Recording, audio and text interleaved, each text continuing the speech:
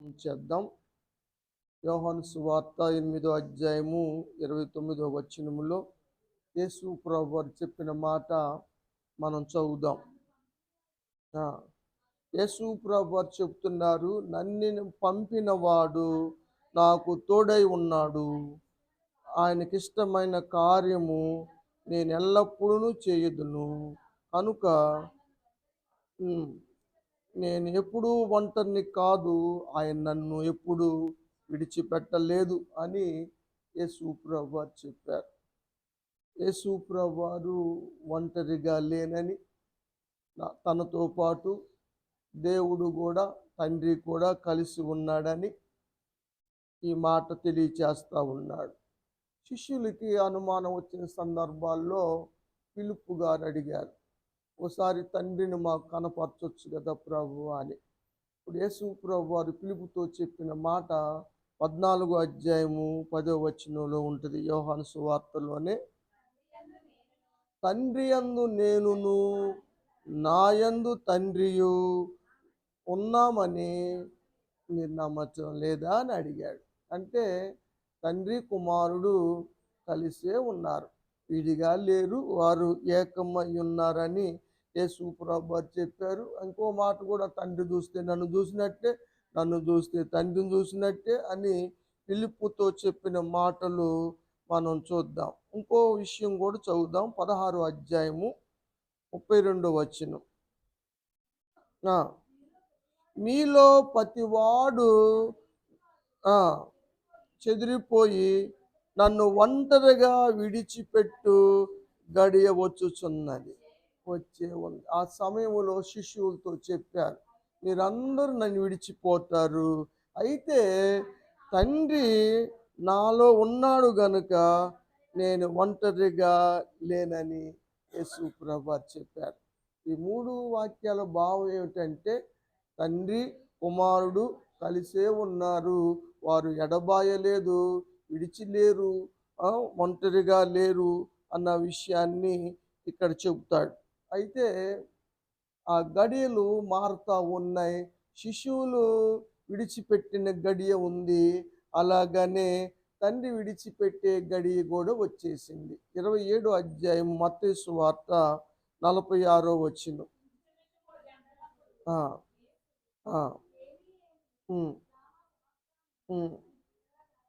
యేసు ప్రభువారు ఏలి ఏలి లామా సబక్తాని అని దగ్గరగా కేక వేశాడు. మాటకు అర్థం ఏమిటంటే, నా దేవా నా దేవా నన్నెందుకు విడిచితివి అని అడుగుతా ఉన్నాడు. మొదట పలికినప్పుడు మొదటి మాటలో తండ్రి అన్నటువంటి యేసు ప్రభువారు 4వ మాటకు వచ్చేలకే దేవా అని అంటా ఉన్నాడు.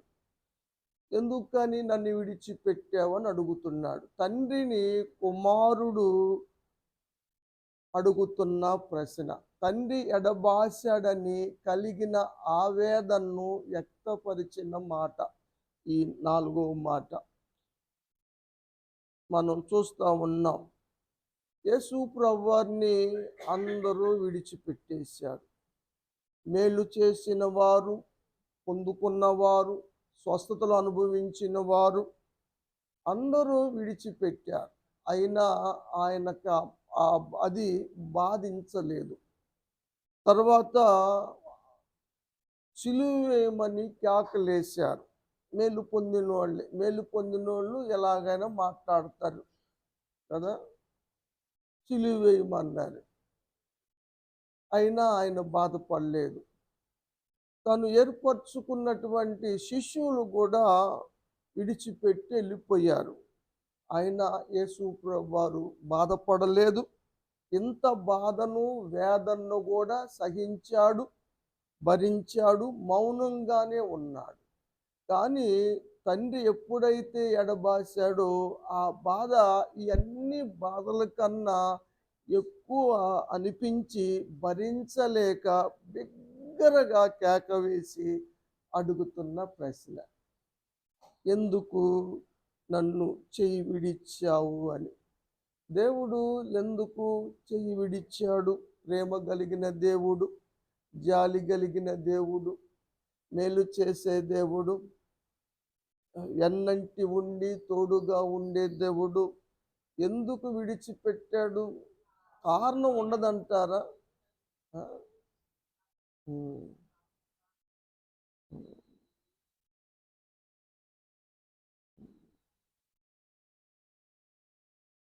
ఇప్పుడు యేసు ప్రభువారు పాపుల స్థానములో నిలబడ్డాడు. లోక పాపములన్నీ ఆయన మీదేసుకొని ఇప్పుడు పాపిగా చేయబడ్డాడు. ఆయన పాపము చేయలేదు, ఆయన పాపి కాదు. కానీ పాపుల స్థానములో ఉండటం వల్ల పరిశుద్ధుడైన దేవుడు పాపితో కలిసి ఉండటం అన్నది సాధ్యపడేది కాదు. పాపిని ప్రేమిస్తాడు కానీ పాపిలో కలిసి ఉండలేడు. మీకు ఇంకా అర్థం అవటానికి చెప్పాలంటే, వెలుగు చీకటి రెండు కలిసి ఉండలేవు. ఉంటే చీకటన్నా ఉంటుంది, లేకపోతే వెలుగన్నా ఉంటుంది. చీకటి ఉంటే లైట్ వేస్తే చీకటి పోయిద్ది, వెలుగు ఉంటుంది. వెలుగు చీకటి రెండు ఉంటాయి అంటే కలిసి ఉండలేవు. అలాగనే పరిశుద్ధుడైన దేవుడు పాపిగా ఉన్న మానవుడు కలిసి ఉండటం అన్నది జరిగే పని కాదు. కాబట్టి దేవుడు మానవుణ్ణి ఎడబాయటానికి కారణము పాపమే. ఎవరు సంగతులు వాళ్ళు బలపరుచుకొని చెప్పినంత మాత్రాన నిజం నిజం కాకుండా పోదు. ఎవరికి వాళ్ళు నీతిమంతులమని, యథార్థవంతులమని, గొప్పవాళ్ళమని చెప్పుకుంటూ ఉంటారు. కానీ దేవునికి సమస్తము తెలుసు. ఇప్పుడు యేసు ప్రభువారు పాపుల స్థానంలో నిలిచిన సంగతి దేవుడు ఎరిగి ఆయన ఎడబాసాడు. మరి ప్రేమ చూపించే దేవుడు ఎందుకు ఎడబాస్తాడు? కారణం లేకుండా ఏది జరగదు కదా. కారణం ఉంటేనే ఏదైనా జరిగేది. కాబట్టి ఆ కారణం ఇక్కడ చూస్తూ ఉన్నాం. నాజీరు చేయబడ్డవాడు, కారణ జన్ముడు, ప్రత్యేకంగా ఇశ్రాయేలు ప్రజలను ఫిలిస్తీన్ల నుంచి రక్షించటానికి, కాపాడటానికి పుట్టినటువంటి సంసోను పాపము వల్లే మరి దేవుడు ఎడబాసినట్టుగా వాక్యము తెలియచేస్తూ ఉంది. సౌలును కూడా దేవుడు విడిచిపెట్టాడు అంటే కారణము పాపం వల్లే. పెద్ద ప్రవక్త అయిన యెషయా గారి ద్వారాగా దేవుడు పలికించిన ఒక మాట చూద్దాం. 59వ అధ్యాయము మొదటి వచనం. దేవుని హస్తము కురచ కాదు, ఆయన రక్షించగలడు, కానీ ఇప్పుడు విడిచిపెట్టాడు. విననేరక ఉన్నట్లు ఆయన చెవులు మందము కాదు, కానీ ఇప్పుడు ఆయన మాట వినటం లేదు, ఎడబాశాడు. ఏంటి అయ్యా కారణం అంటే దోషాలే, పాపాలే. ఈ పాపముల వల్ల, మనం చేసే దోషముల వల్ల దేవుడు దూరం అయిపోయాడు. ఒక వ్యక్తి దూరం అయ్యాడు అంటే కారణము, ఏ కారణము లేకుండా ఎవరు దూరం కారు. దానికి ఏదో కారణం ఉంటుంది. ఆ కారణం ఎవరు చెప్పరు. కానీ ఇక్కడ ప్రశ్న అడుగుతున్నాడు కుమారుడు. ఎందుకంటే అంతకుముందు అనేక సార్లు చెప్పారు యేసు ప్రభువారు, తండ్రి నాతో కలిసి ఉన్నాడు, నేను ఒంటరిని కాదు, మీరు విడిచిపెట్టినా కూడా నా తండ్రి నాతో ఉంటాడు అని చెప్పినటువంటి యేసు ప్రభువారు ఇప్పుడు అడుగుతా ఉన్నాడు ప్రశ్న. కాబట్టి ఇది పాపానికి వచ్చిన శిక్ష. దేవుడు మానవుని ఎడబాయటానికి కారణము పాపపు శిక్షే కారణం. పాపములు, దోషములే దేవునికి, మానవునికి అడ్డుగా నిలిచేవి అన్నది మనం అర్థం అవుతా ఉంది ఈ విషయంలో. ఇంకోటి ఏమిటంటే, ఆయన ఇప్పుడు శాపగ్రస్తుని స్థానములో ఉన్నాడు. కాబట్టి శాపగ్రస్తుడితో కలిసి ఉండలేడు దేవుడు కదా. గలతీ పత్రిక 3వ అధ్యాయం 13వ వచనం.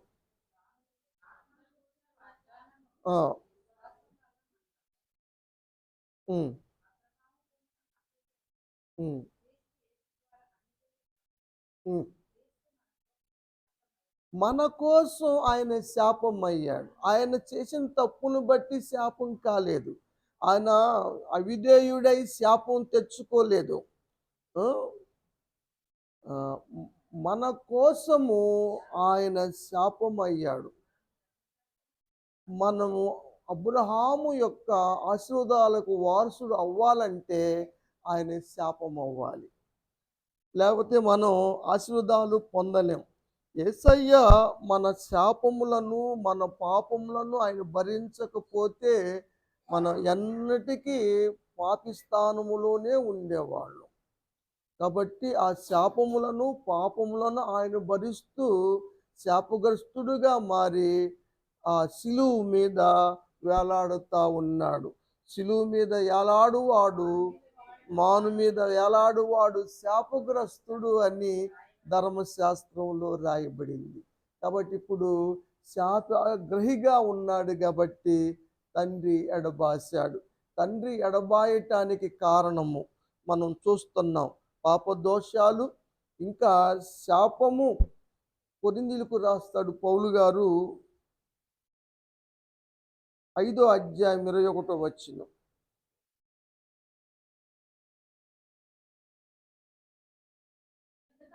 ఆ, ఆ, ఆ. మనం దేవుని నీతి అవ్వాలంటే పాపమెరుగని యేసు ప్రభువారిని పాపముగా మన కోసం చేయవలసి వచ్చింది. అందుకే దేవుడు ఎడబాశాడు. లేకపోతే మనం ఎప్పటికీ నీతిమంతులం అయ్యే వాళ్ళము కాదు. 53 అధ్యాయం యెషయా గ్రంథం 5వ వచనం. దేవుడు ఎందుకు ఎడబాశాడు అన్న అంశాన్ని మనం చూస్తున్నాం. ఆ మన అతిక్రమముల బట్టి యేసు ప్రభువారు గాయపరచబడ్డాడు. మన దోషములు బట్టి ఆయన నల్లగొట్టబడ్డాడు. మన శిక్ష ఆయన మీద పడింది. కాబట్టి తండ్రి అయిన దేవుడు కుమారుడైన దేవుణ్ణి విడిచిపెట్టాడు.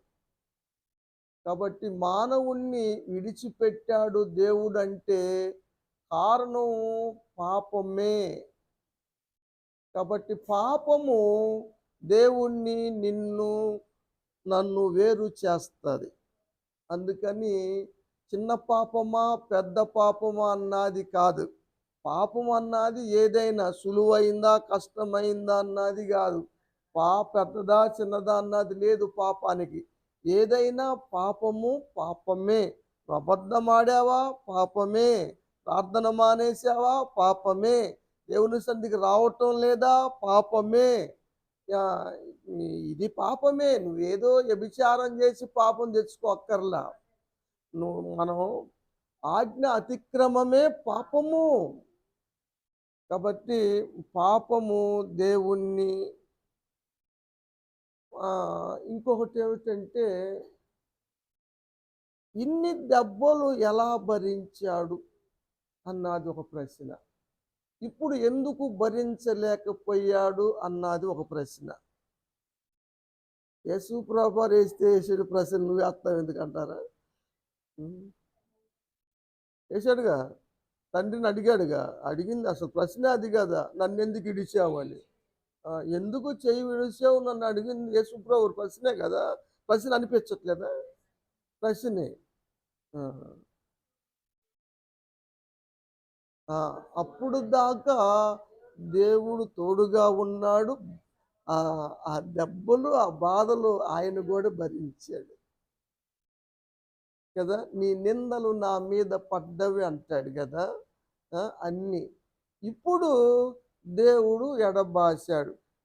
ఎడబాయటానికి కారణం చెప్పాను. ఇంకేమైనా కారణం ఉందా?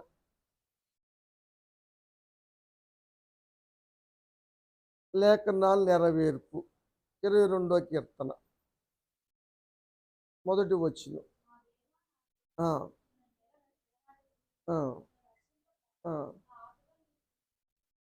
దూరంగా ఉన్నావు అని అడుగుతా ఉన్నాడు. ఇది ప్రవచనం.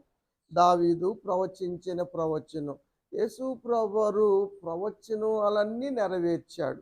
తన గురించి ఏదైతే రాయబడిందో అన్నీ నెరవేర్చాడు. ఆఖరికి శిలువ మీద మరణ సమయంలో కూడా, అంత బాధలో కూడా ధర్మశాస్త్రాన్ని నెరవేర్చాడు. తన గురించి రాయబడిన లేఖనాల్ని నెరవేర్చాడు. మన బాధలు ఎన్నన్నా ఉన్నా సరే మన గురించి మనం తప్పనిసరిగా దేవునికి జవాబుదారులమే.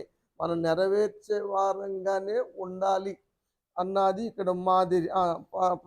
చెప్పమ్మా ఇంకా ఏమ్మా. ఇడిచిపెట్టకపోతే రక్షణ లేదు. అదే ఎందుకు ఇడిచిపెట్టాడు? మనకు రక్షించటానికి. ఇప్పుడు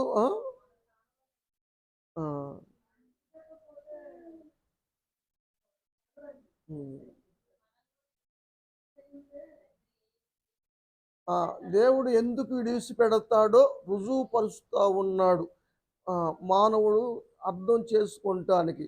శిలువలో పలికిన అమూల్యమైన మాటలు మానవుని జీవితానికే వాళ్ళు నేర్చుకుంటాం కోసమే కదా. ఈ మాట ఏ నేర్పింది? మొదటి మాట. రెండో మాట ఏ నేర్పింది? మూడో మాట ఏ నేర్పింది? మనం నేర్చుకున్నాం. ఇప్పుడు నాలుగో మాట. ఇప్పుడు యేసు ప్రభువారుని ఎందుకు విడిచిపెట్టాడంటే యేసు ప్రభువారు స్వయంగా శిక్ష అనుభవించాలి. ఇప్పుడు దాకా అనుభవించిన ఇద్దరూ కలిసే ఉండరు కదా. ఇప్పుడు యేసు ప్రభువారు ఆ శిక్షను భరించాలి, అందుకని విడిచిపెట్టాడు. ఇప్పుడు యేసు ప్రభువారు శిక్ష భరిస్తున్నారు. అందుకని ఓర్చుకోలేక ఆవేశముతో ఆవేదనగా కేక వేస్తూ ఉన్నాడు. ఇప్పుడు ఆయన భరిస్తూ ఉన్నాడు అన్నమాట.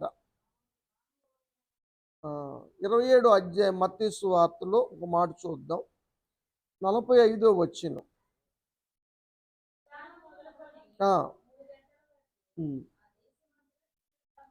3 గంటల సమయం. 12 నుంచి 1, 1 నుంచి 2, 2 నుంచి 3. ఎన్ని గంటలైనాయి? మధ్యాహ్నం 12 గంటల కాడ నుంచి 3 గంటల వరకు అంటే ఎంత టైం అని అడుగుతున్నా. ఏ కూర్చోవేంద్రా మధ్యాహ్నం మధ్యాహ్నం చెబుతుంటే. ఇప్పుడు నేను అడిగింది అది కాదమ్మా. 12 గంటల కాడ నుంచి 3 గంటల వరకు ఎన్ని గంటలు? ఎట్టొచ్చింది చెప్పండి. 12 నుంచి పుట్టినరోజు లెక్కేసుకునే అట్లా ఇట్లానే పొరపడతారు. టయాలు లెక్కేయటం కూడా లెక్క పెడతారు. 12 నుంచి 1 దాకా 1 గంట, 1 నుంచి 2 దాకా 1 గంట, 2 నుంచి 3 దాకా ఎన్ని వచ్చినాయి? మరి 4,000 ఏది? మళ్ళీ ఒకసారి లెక్కేయండి సార్ నర్సరావు గారు. 3 4 3 నేను మిమ్మల్ని కన్ఫ్యూజ్ చేయను అన్నాళ్ళమ్మ. సరే, అబ్బాయి పంపాడా? సరే. 3 గంటలు. ఎందుకని 3 గంటలు అన్నది ఒక ప్రశ్న. ప్రార్థనా సమయం.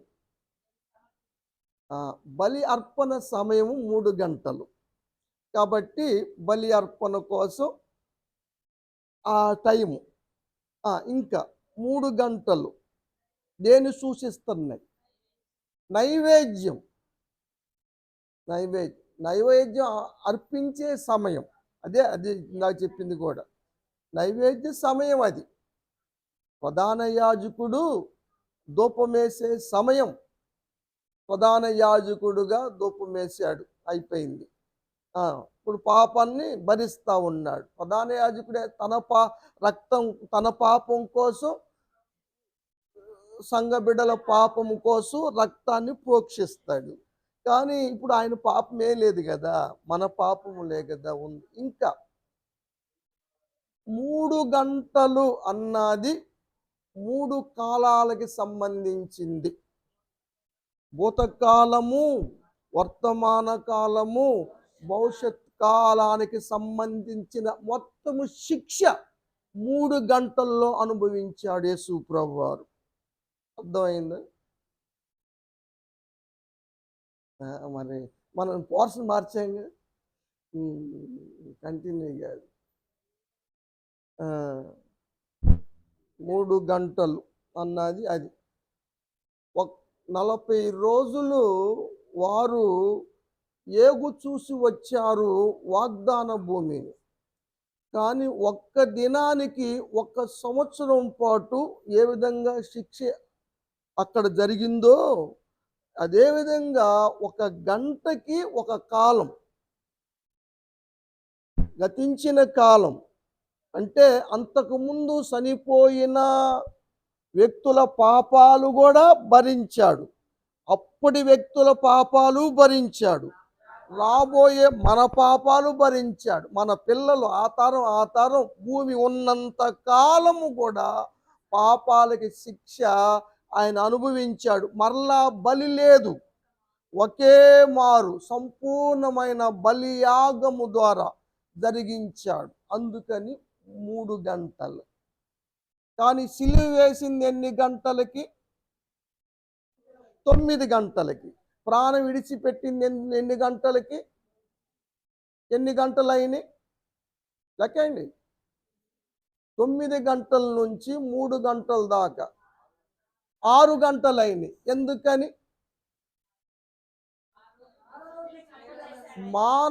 సృష్టిని కాదమ్మా, మానవుణ్ణి కలుగు చేసిన రోజు 6వ రోజు.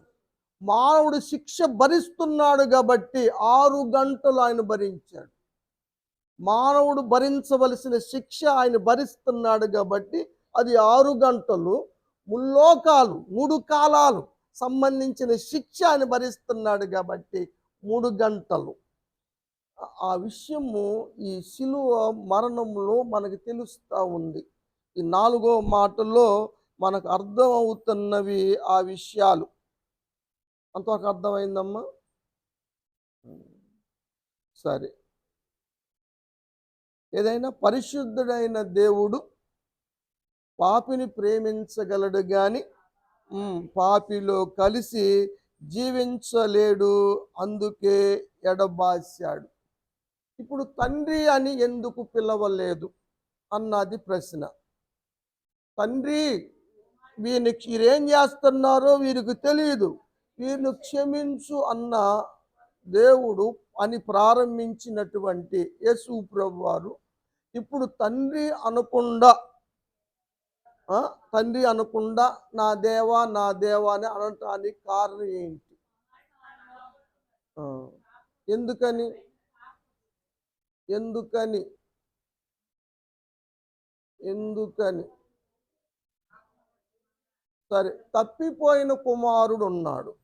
15వ అధ్యాయంలో లోకాసు వార్తలో 21వ వచనంలో ఒక మాట చెబుతాడు ఆయన వచ్చి తండ్రికి.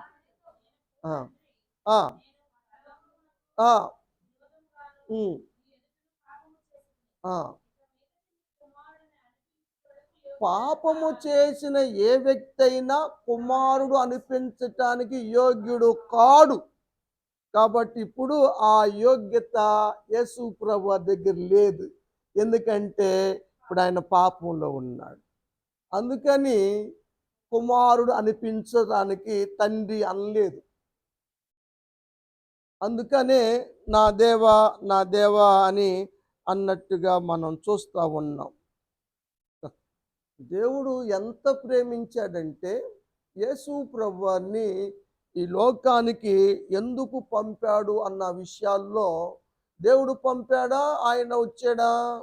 దేవుడే పంపాడు. రోమీలకు రాస్తాడు పౌలు గారు 8వ అధ్యాయము 4వ వచనం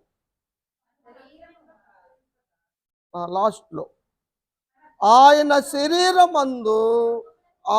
శరీరమందు పాపమునకు శిక్ష విధించెను. యేసు ప్రభువు వారి శరీరములో మన పాపములన్నిటికీ శిక్ష విధించబడింది. దానికోసమే తండ్రి అయిన దేవుడు సొంత కుమారుణ్ణి ఈ లోకానికి పంపాడు. పాప పరిహారార్థముగా, పాపములను భరించటానికి, పాపపు శిక్షను అనుభవించటానికి. ఇది అర్థమైంది కదా? ఓకేనా? ఇంకేమైనా వివరించాలా? ఇక పాపము చేసిన వారిని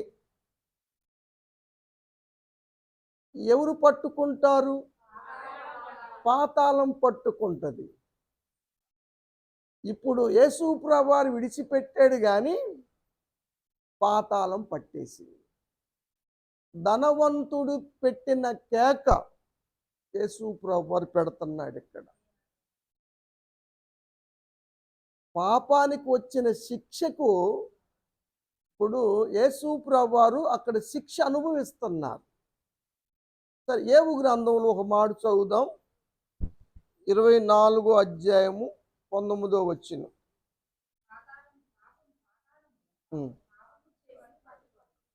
పాపము చేసిన వారిని పట్టుకుంటది పాతాళం. ఇప్పుడు అన్ని పాపాలు ఎవరి మీద ఉన్నాయి?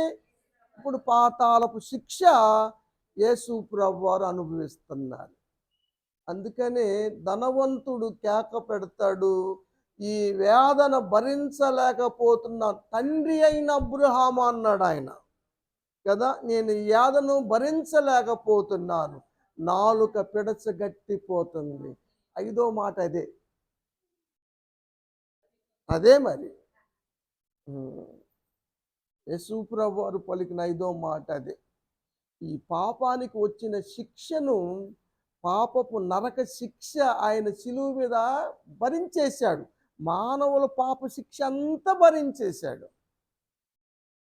అందుకే తండ్రి ఎడబాశాడు అని దేవుని యొక్క వాక్యం చెబుతుంది.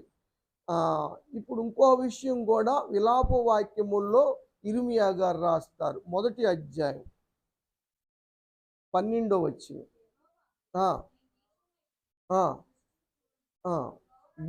దుష్టించు చూడయ్యా, నేను నీచుడుగా మారిపోయాను, నీచుల స్థానంలో నిలిచాను.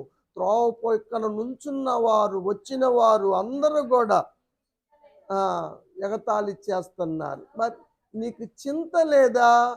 కానీ చింత పడుకోకుండా ఆయన ఏం చేస్తున్నాడో తెలుసా? ఆకాశము నుంచి, పరము నుంచి అగ్ని ప్రయోగించాడు. ఆ అగ్ని కాలుస్తూ ఉంది, అగ్ని కాలుస్తూ ఉంది.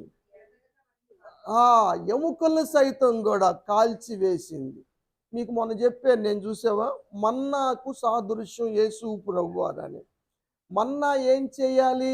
దంచబడాలి, తర్వాత పిండి చేయాలి, పిండి చేసిన తర్వాత రొట్టె చేయాలి, తర్వాత కాల్చబడాలి.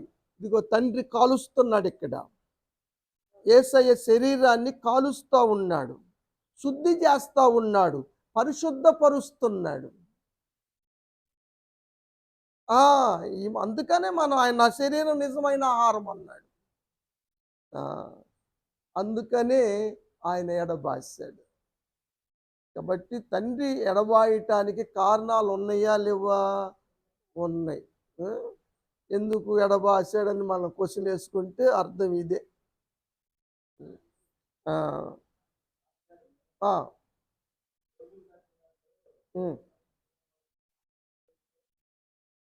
ఆకారం, మన మానవ శరీరం అంటే ఆకారమేగా. ఆయన సంపూర్ణమైన మానవుడు, సంపూర్ణమైన దేవుడు. మరి శిక్ష అనుభవించాలి కదా. అంటే మనం మానవులు ఎలా ఉన్నామో అలా ఉన్నాడు. ఆకారమే మంది. ఆయన మొదటి ఆదాము ఎలా ఉన్నాడో కడపటి ఆదాము కూడా అలాగనే ఉన్నాడు. మీకు ఆ డౌట్ వచ్చిద్దని దాన్ని వదిలేసి కింద చదివిచ్చా. ఆయన ఎలా ఆకారం ఉన్నాడో ఇలానే ఉన్నాడు ఈయన కూడా. 8వ అధ్యాయం 24వ వచనం నేను చదువుతుంది, అందుకని చివర చదివేయమన్నా. ఆకారము యేసు ప్రభువారిది మానవాకారమే కదా, శరీరాకారమే కదా. ఆయన వాక్యం అనే దేవుడు ఆత్మస్వరూపుడు, ఆయనకి శరీరం ఏడది అసలు? మరి మానవుడిగా ఎందుకు రావాల్సి వచ్చింది? మానవుల శిక్ష భరించటమే కాదు, ఒక జంతువులాగానో ఒక కోతిలాగానో వస్తే, కోతి మన పాపల గురించి ఏం చెబుతుంది? సువార్త ఏం చెబుతుంది? దేవుని ప్రేమను ఏం చూపిస్తుంది? పరలోకం గురించి ఏం చెబుతుంది? మారు మనసు గురించి ఏ విధంగా తెలియచేస్తాడు? అందుకని మానవుడిగా వచ్చాడు ఆయన. మానవ శరీరం అంటే ఎలాంటిది? పాపంతోనే ఉన్న శరీరం అది. అందుకని పౌలు గారు ఆ పదాన్ని వాడాడు. సంఘానికి. సంఘానికి అర్థం అవటానికి ఆ విధంగా ఆ పదాన్ని వాడాడు పౌలు గారు రోమీయులతో చెబుతా. అది యేసుప్రభువు మానవాకారంలోనే వచ్చాడు కదా, మానవుడిగానే పుట్టాడు కదా. ఆ, అందుకని ఆ ఆకారం అన్నాడు. కానీ లేకపోతే అదే దైవత్వం అనుకో, దైవ స్వరూపం అనుకో, పాప శిక్ష ఆయన భరించలేడు. ఎందుకంటే ఉప్పు అంటాడు, అంతే అయిపోయింది. ఇంక అనుభవించిందే ఉంది ఆయన, నీ శిక్ష నా శిక్ష అనుభవించిందే ఉంది, భరించిందే ఉంది. ఎందుకంటే ఆయన మహిమా స్వరూపుడుగా ఉంటే ఎన్ని దెబ్బలు ఏం చేస్తాయి, ఇక్కడ గాయపడుతూ ఉంటే గాయం పోతూ ఉంటుంది.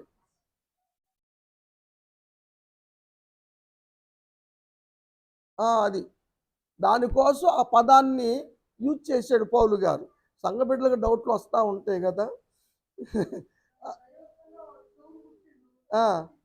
అతికిచ్చాడు. అందుకనే ఆయన సంపూర్ణమైన మానవుడు, సంపూర్ణమైన దేవుడు, రెండు కలయికలు ఉన్నవి ఆయనలో. అందుకని తుఫాను ఆపగలిగాడు, ఏమా దయ్యాలను ఎల్లగొట్టాడు, మరణం ఉంచి మనుషుల్ని అది దైవత్వం. ఆయన ఆకలి కొన్నాడు, మానవత్వం. దప్పికొన్నాడు, మానవత్వం. మానవత్వము దైవత్వము కలిసినటువంటి దేవుడు యేసు ప్రభువు వారు. అందుకని శిక్ష అనుభవించేటప్పుడు ఇప్పుడు పౌలు గారు ఏ కాంటెస్ట్ రాస్తున్నాడు, ఏ సందర్భంలో రాస్తున్నాడు, శిక్ష అనుభవించే సందర్భాన్ని అక్కడ చెబుతున్నాడు కాబట్టి ఆ పదాన్ని వాడాడు. మనం కాంటెస్ట్ని బట్టి మనం అర్థం చేసుకోవాలి. అక్కడెక్కడో పలికింది ఇక్కడేదో ఉందన్నది కాదు. అక్కడ కాంటెస్ట్లో ఏ సందర్భంలో చెప్పాడు అన్నది చాలా ప్రాముఖ్యమైన విషయం. మనం ఏది వివరించాలన్నా కూడా ఏ సందర్భంలో చెప్పాడు అన్నది చాలా ప్రాముఖ్యమైనది. నేను కొంచెం అర్థమైనట్టుందా? మీకేదో డౌట్ తీరిందేమో కానీ సన్నిబాబు డౌట్ తీరలే.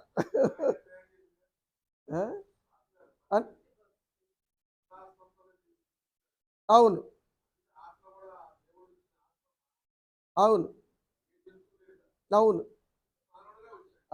జంతువులకి ఇంకొకటి అంటూ ఉంటారు, యేసు ప్రభువు అన్నిట్లో ఉంటాడని. జంతువుల్లో ఉండడు. ఎందుకంటే జంతువులకి ఆత్మ లేదు, ప్రాణమే.